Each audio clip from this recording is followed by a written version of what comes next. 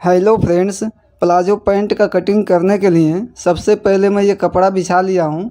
ये कपड़ा 4 फोल्ड में है, ये देखिए। और खुला हुआ साइड अपने तरफ रखा हूँ। अब इस पर हम पहले निशान लगाएंगे। यहाँ पर एक सीधा निशान लगा लेंगे। अब यहाँ पर मोहरी फोल्डिंग के लिए 2 इंच का निशान लगाएंगे। स्केल को रखकर अब सीधा निशान को लगा लेंगे। ये निशान लगाने के बाद टोटल लंबाई का निशान लगाएंगे। लंबाई है 36 इंच, तो 36 पर निशान को लगा लेना है। और 2 इंच इलास्टिक के लिए मैं निशान लगा रहा हूँ। अब स्केल को रखकर निशान को लाइन अप कर लेंगे। अब दूसरे वाले निशान को भी लाइन अप कर लेना है।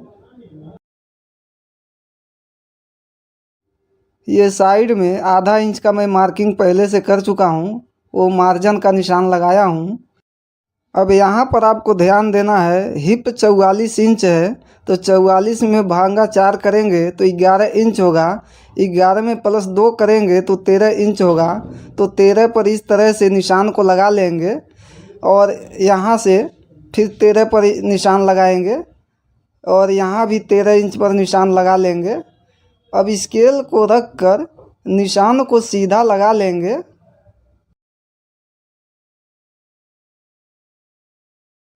अब निशान को मैं ऐसे सीधा लगा लिया हूँ। अब यहाँ पर देखिए 2 इंच का निशान लगाएंगे।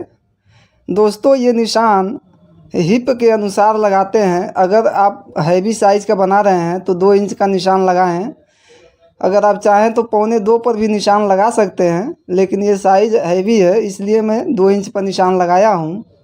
अब ये यहाँ पर 13 इंच है, तो 6.5 इंच पर निशान लगाएंगे। और यहाँ भी 6.5 इंच का निशान लगा लेंगे। मोहरी के साइड से भी 6.5 इंच पर निशान को लगा लेंगे। अब इस निशान को स्केल रख के सीधा ऐसे निशान को लगा लेना है।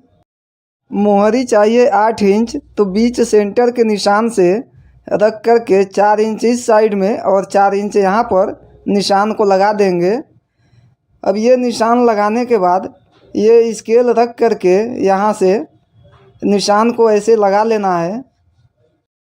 दोस्तों, ये 4 पार्ट मैं इसलिए कपड़े को बिछा के रखा हूँ, बैक फ्रंट एक साथ कटिंग करूँगा। आप वीडियो को प्लीज़ स्किप ना करें, आप पूरी वीडियो को देखें। अब देखिए दोनों साइड में निशान को मैं लगा दिया हूँ। अब यहाँ पर आपको ध्यान देना है, आधा इंच नीचे के तरफ डाउन करेंगे तो देखिए आधा इंच पर ऐसे निशान लगा करके स्केल को रख कर लाइन अप कर लेंगे निशान को। दोस्तों, आधा इंच से ज़्यादा आप डाउन ना करें, नहीं तो हिप में खिंचाव आ जाएगा। अब बैक पार्ट का निशान लगाएंगे। अब इस निशान से ऊपर के तरफ 1.25 इंच का निशान लगा लेंगे।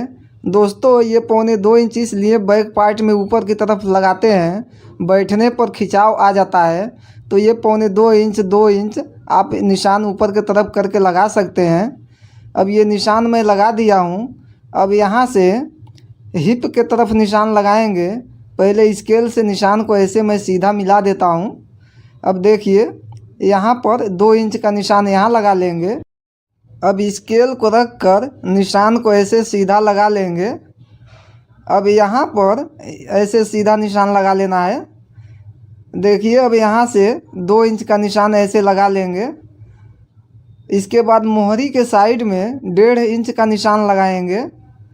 अब स्केल को रख कर ये दोनों निशान को इस तरह से मिला लेंगे। आपसे मैं एक बार और बता देता हूँ, ये निशान जो मैं लगा रहा हूँ ये बैक साइड का निशान है। अब ये फ्रंट पार्ट है और ये बैक पार्ट है। अब यहाँ पर कोने पर 1 इंच ऐसे तिरछी में निशान लगा करके यहाँ पर ऐसे गोल कर देना है। दोस्तों, इसी तरह से बैक पार्ट वाले पर भी 1 इंच का निशान लगाएंगे और इस तरह से गोल कर देंगे। तो अब कटिंग करेंगे। दोस्तों, पहले बैक पार्ट पर कटिंग करना है। आप इस चीज़ का एकदम ध्यान रखें। कभी भी अगर आप बैक और फ्रंट दोनों एक साथ कटिंग कर रहे हैं तो आपको बैक पार्ट का कटिंग पहले करना है। दोस्तों कोई भी कपड़ा आप कटिंग करें तो सबसे पहले आप सही से मेजरमेंट लें, इसलिए कि मेजरमेंट सही से लेना भी ज़रूरी है।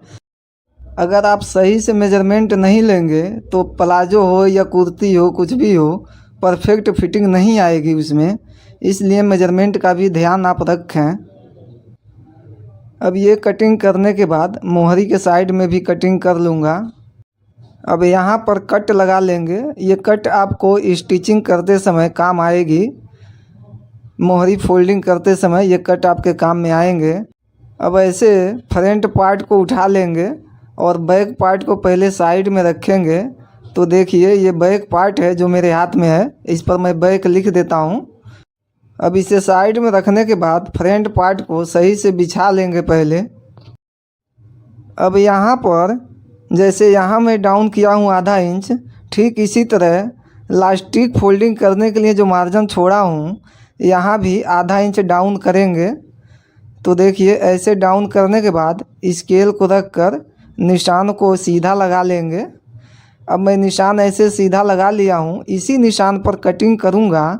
दोस्तों ये आधा इंच डाउन ये दोनों निशान पर मैं किया हूँ, लेकिन आपको कटिंग मार्जिन वाले निशान पर करना है।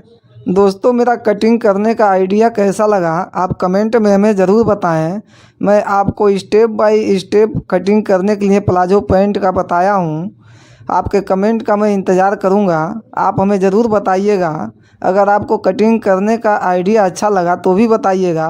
अगर कोई कमी है इसमें तो भी आप हमें कमेंट करके ज़रूर बताएं। अब ये फ्रंट पार्ट का कटिंग हो गया है। अब पॉकेट का निशान लगाएंगे। इस पर मैं फ्रंट लिख देता हूँ। यहाँ पर देखिए लास्टिक फोल्डिंग वाले निशान से 2.5 इंच पर यहाँ निशान लगा दिया हूँ और यहाँ से 6 इंच पर पॉकेट ओपनिंग के लिए निशान लगा दिया हूँ। इसी निशान पर अब पॉकेट लगाएंगे। तो दोस्तों ये बैक फ्रंट का कटिंग अब हो गया है। अब पॉकेट का कटिंग करेंगे। पॉकेट कटिंग करने के लिए 4 फोल्ड कपड़ा करके रखा हूँ और इस पर सीधा निशान लगा लेंगे। और यहाँ पर अब 12 इंच का निशान लगाएंगे। पॉकेट की लंबाई का निशान है और स्केल से निशान को सीधा लगा लेंगे। अब यहाँ पर 8 इंच का निशान लगाएंगे। अब इसी निशान पर से पॉकेट को ऐसे राउंड में निशान को लगाना है। दोस्तों इस तरह से निशान लगाने के बाद अब यहाँ कोने पर भी ऐसे गोल कर लेंगे। अब यहाँ से निशान लगाएंगे। दोस्तों पॉकेट तो कई तरह से कटिंग होते हैं। अक्सर करके प्लाजो में जो पॉकेट लगते हैं मैं उस पॉकेट के बारे में आपको बता रहा हूँ। अब यहाँ सीधा निशान ऐसे खींच देंगे। अब इसी निशान पर पॉकेट का कटिंग करेंगे।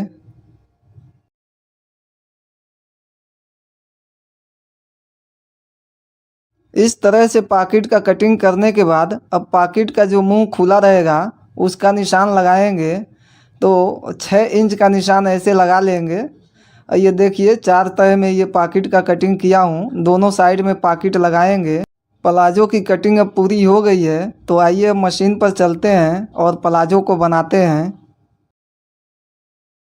प्लाजो को बनाने के लिए बैक फ्रंट दोनों पार्ट को मशीन पर लेके आ गया हूँ। आपको यहाँ पर एक चीज़ समझा दूँ, यही मैं समझा रहा था। अगर ये इस तरह से यहाँ पर नहीं रहेगा कटिंग तो बैठने में दिक्कत होगा और यहाँ पर खिंचाव आएगा। तो दोस्तों मुझे उम्मीद है आप लोग समझ गए होंगे।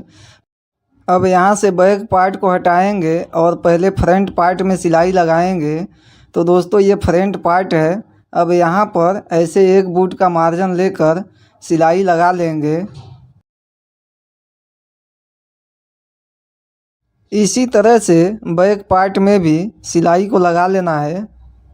यहाँ से सिलाई इसमें लगाएंगे, ये देखिए ऐसे।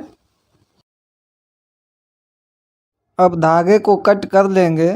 फ्रंट बैक दोनों में सिलाई मैं लगा दिया हूँ। अब देखिए कुछ इस तरह से दिखाई देगा। दोस्तों अगर आपके पास ओवरलॉक का सुविधा है तो ज्वाइंट को ओवरलॉक कर लें। मैं ज्वाइंट को ओवरलॉक कर लिया हूँ।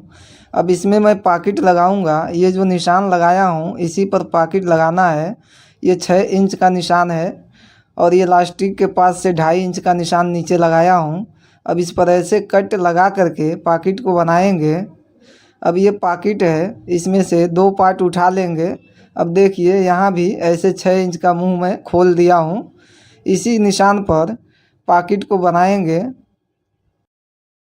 अब इसमें से एक पार्ट निकाल लेंगे और इस तरह से कपड़े को सही से बिछा लेंगे। ऐसे कपड़ा बिछाने के बाद यहाँ पर ये कट से कट मिला करके रखेंगे और ऐसे सिलाई को टाँकी लगाने के बाद कपड़े को घुमाकर 1 बूट का मार्जिन लेकर सिलाई लगाना है। अब फिर सुई नीचे करके कपड़े को घुमाकर टाँकी लगा लेंगे। अब धागे को कट कर लेंगे। दोस्तों, अब ऐसे पॉकेट पर सिलाई लगाने के बाद यहाँ पर तिरछी में कट लगाएंगे और यहाँ भी कट लगा लेंगे। अब पॉकेट को इस तरह से पलट लेंगे और कट को इस तरह से, देखिए कट को मैं घुमा लिया हूँ। दोस्तों, इसी तरह से दूसरे साइड में भी कट को घुमाकर ऐसे पॉकेट को अंदर के साइड में पलट लिया हूँ। अब इस पर 1 बूट का सिलाई ऐसे चलाएंगे। दोस्तों, अगर आपको पॉकेट बनानी नहीं आती है तो प्लीज़ वीडियो को स्किप ना करें और वीडियो को पूरी देखें। अब यहाँ आने के बाद कपड़े को घुमाकर धागे को कट कर लेंगे। अब कपड़े को ऐसे पलट करके इसके ऊपर पॉकेट का दूसरा पार्ट रखेंगे। अब इस तरह से पॉकेट का दूसरा पार्ट सही से बैठा लें पहले, इसके बाद अब इस पर सिलाई लगाएंगे। तो देखिए ऐसे पॉकेट को यहाँ से पलट लेंगे और यहाँ 1 बूट का मार्जिन लेकर पॉकेट के चारों तरफ सिलाई लगा लेंगे। अब धागे को कट कर लेंगे। अगर आपके पास ओवरलॉक का सुविधा है तो इस जॉइंट को यहाँ पर ऐसे ओवरलॉक कर लें। मैं ओवरलॉक करूँगा। अगर आपके पास ओवरलॉक नहीं है तो इस जॉइंट को पैक कर दें। तो देखिए मैं पॉकेट को ओवरलॉक कर दिया हूँ। यहाँ पर एक टाँकी लगा कर धागे को कट कर लेंगे और यहाँ भी एक टाँकी लगा देंगे। दोस्तों, अब पॉकेट बन गया है। इसी तरह से अब दूसरे साइड में भी पॉकेट को लगा लेंगे। अब देखिए कितना अच्छा ये पॉकेट बना है। अब बैक पार्ट को ऐसे रखने के बाद इस पर फ्रंट पार्ट को सही से बिछा लें। ऐसे सही से बिछा करके आप 1 बूट का मार्जिन लेकर इस पर सिलाई लगाएं और यहाँ आने के बाद पॉकेट का मुंह का ध्यान रखें। अब इस पॉकेट के मुंह को ऐसे यहाँ साइड में कर देंगे, ये देखिए इस तरह से, और सिलाई लगा देंगे इस पर। दोस्तों, ये पॉकेट बनाने का आइडिया कैसा लगा आप कमेंट में हमें ज़रूर बताएं। अब धागे को कट कर लेंगे। इसी तरह से अब दूसरा साइड भी लगा लेंगे। दूसरा साइड लगाने के लिए मोहरी के तरफ से साइड को लगाना है। तो यहाँ पर ऐसे 1 बूट का मार्जिन लेकर आप सिलाई लगा लें। यहाँ आप फिर देखिए पॉकेट को ऐसे साइड में करके इस पर सिलाई हम लगा रहे हैं। दोस्तों, इसी तरह से मैं दोनों साइड का सिलाई अब लगा लिया हूँ। अब धागे को कट कर लेंगे। अब इसके बाद बीच का जो साइड है उसका सिलाई लगाएंगे। मोहरी को ऐसे मिला करके 1 बूट मार्जिन लेकर सिलाई लगा लें। यहाँ आने के बाद हिप के जॉइंट को बैठा कर सिलाई लगाएं। अब धागे को कट करके प्लाजो को पलट कर सीधा कर लेंगे। तो देखिए अब सीधा कर लिया हूँ। ये पॉकेट है। लास्टिक लगाने के लिए पहले मार्जिन को ऐसे 1 बूट फोल्ड कर लेंगे। अब धागे को कट कर लेंगे। अब इसमें लास्टिक लगाएंगे। लास्टिक को कमर के अनुसार आप ऐसे जॉइंट पहले कर लें। यहाँ पर एक चीज़ समझा दूँ, ये वाला ऊपर जाएगा और ये वाला हिस्सा नीचे के साइड में जाएगा। ऐसा लास्टिक आए तो इसका आप लोग ध्यान रखें। अब लास्टिक को ऐसे रख करके किनारी का सिलाई लगाएंगे। दोस्तों, सिलाई लगाते समय ये ध्यान ज़रूर दें, इलास्टिक पर सिलाई नहीं जाना चाहिए। किनारी का सिलाई इलास्टिक का ध्यान दे कर ही लगाएं। अब यहाँ पर इलास्टिक को देखिए ऐसे खींच करके अपने तरफ खींच लें। इसके बाद फिर इलास्टिक को लगाएं। दोस्तों, इसी तरह से इलास्टिक को लगा लेंगे। इलास्टिक लगाने के बाद कपड़े को इस तरह से खींच करके बराबर कर लें। तो देखिए इस तरह से मैं बराबर कर लिया हूँ। इस पर अब सिलाई लगाऊंगा। सिलाई लगाने के लिए कपड़े को उल्टा करके और इलास्टिक पर 2 सिलाई और मैं लगाऊंगा। दोनों साइड में 1-1 बूट का सिलाई लगा लेंगे।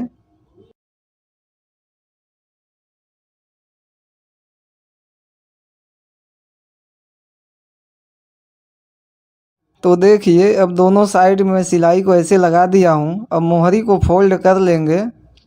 दोस्तों अगर प्लाजो का कटिंग और स्टिचिंग अच्छा लगा हो तो प्लीज़ आप लोग हमें सपोर्ट करें और हमारे यूट्यूब चैनल को सब्सक्राइब ज़रूर करें। इसी के साथ अब वीडियो कंप्लीट हो गया है।